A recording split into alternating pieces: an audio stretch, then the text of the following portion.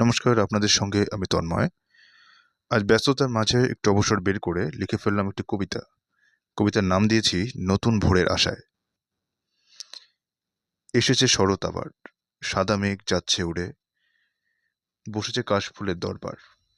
পুরনো শহর আবার হয়েছে রঙিন, হরে কালোয় সেজেছে শহরের রাজপথ।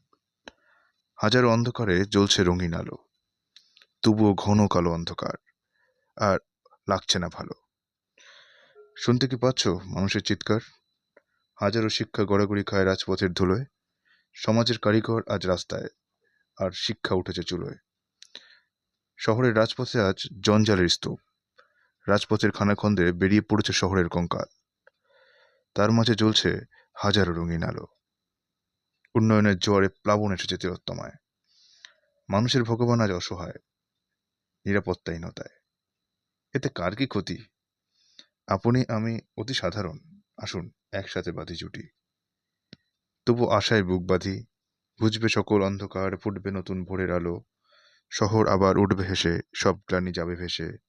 হাসবে মানুষ, হাসবে শহর, নতুন ভোরের আলো দেখে। ধন্যবাদ, সবাইকে ধন্যবাদ।